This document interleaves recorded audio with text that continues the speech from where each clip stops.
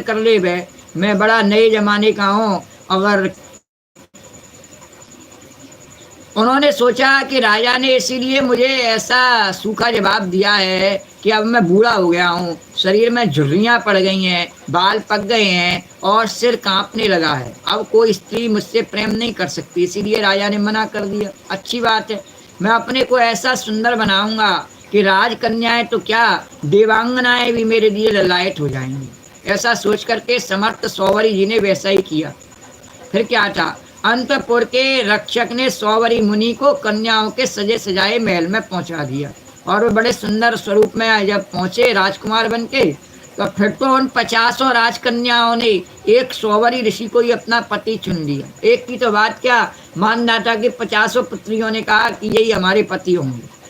उन कन्याओं का मन सौवरी जी में इस प्रकार आसक्त हो गया कि उनके लिए आपस के प्रेम भाव को तिलांजलि देकर परस्पर कलह करने लगी, और बहनों की एक दूसरे से लड़ाई होगी। बोले तेरा पति नहीं होगा, ये मेरा विवाह होगा इसके साथ में। दूसरी ने कहा मेरा होगा, और राजा मानदाता बोला ये क्या हुआ। और सौवरी ऋषि कह रहे थे अब सोच ले क्या करेगा। तब प्रेम भाव को तिलांजलि देकर परस्पर कलह करने लगी और एक दूसरे से कहने लगी तुम्हारे योग्य नहीं है, मेरे योग्य है। ऋग्वेदी सौवरी ने उन सभी का पाठ ग्रहण कर लिया, और सौवरी ऋषि ने सभी को अपना लिया। बोले ठीक है, मैं सबके अपना लेता हूँ, एक की बात नहीं, 50 को रख लूंगा। वे अपनी अपार तपस्या के प्रभाव से बहुमूल्य सामग्रियों से सुसज्जित अनेकों उपवनों और निर्मल जल से परिपूर्ण सरोवरों से युक्त एवं सौगंधिक पुष्पों के बगीचों से घिरे महलों में बहुमूल्य सैया, आसन, वस्त्र, आभूषण, स्नान, अनुलेपन, सुस्वादु भोजन और पुष्पमालाओं के द्वारा अपनी पत्नियों के साथ विहार करने लगी। सुंदर सुंदर वस्त्राभूषण धारण किए स्त्री पुरुष सर्वदा उनकी सेवा में लगे रहते।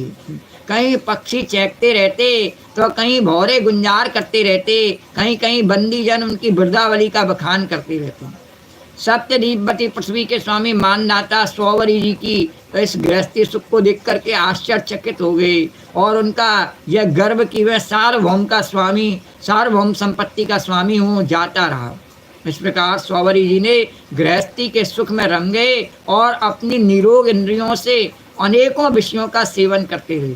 फिर भी जैसे घी की बूंद से आग तृप्त नहीं होती नहीं, वैसे उन्हें संतोष नहीं हुआ। और ऋग्वेदाचार्य सौवरी जी एक दिन स्वस्थ चित्त से बैठे हुए थे। उस समय उन्होंने देखा कि मत्स्यराज के क्षण भर के संग से मैं किस प्रकार अपनी तपस्या तथा अपना आपा तक खो बैठा। सोचने लगे कि अरे मैं तो बड़ा तपस्वी था, मैंने भली भांति अपने व्रतों का अनुष्ठान भी किया था, और मेरा यह अधपतन तो देखो।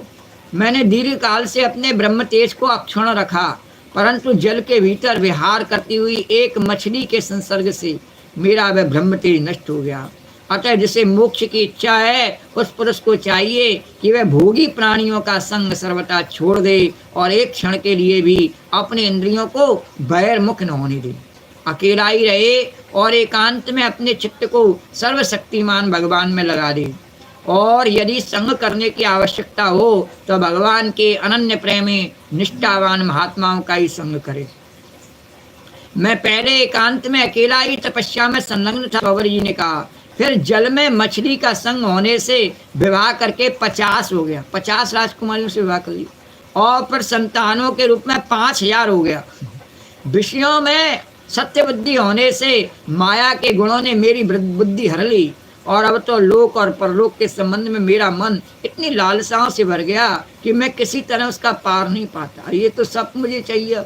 इस प्रकार विचार करते हुए वे कुछ दिनों तो घर में रहे, फिर विरक्त होकर के उन्होंने संन्यास ले लिया और फिर वे वन में चले गए। अपने पति को ही सर्वस्व मानने वाली उनकी पत्नियों ने भी उनके साथ वन की यात्रा की। वहां जा करके परम संयमी सौवरी जी ने बड़ी घोर तपस्या की, शरीर को सुखा दिया तथा आह्वानीय आदि अग्नियों के साथ ही अपने आप को परमात्मा में लीन कर दिया। परीक्षित, उनकी पत्नियों ने जब अपने पति सौवरी मुनि की आध्यात्मिक गति देखी, तब जैसे ज्वालाएं शांत अग्नि में लीन हो जाती हैं, वैसे ही उनके प्रभाव से सती होकर के और उनमें लीन हो गईं और उन्हीं की गति को प्राप्त हुई। बोलो द्वारकाधीश भगवान की जय। इति श्रीमद्भागवते महापुराणे पार्वती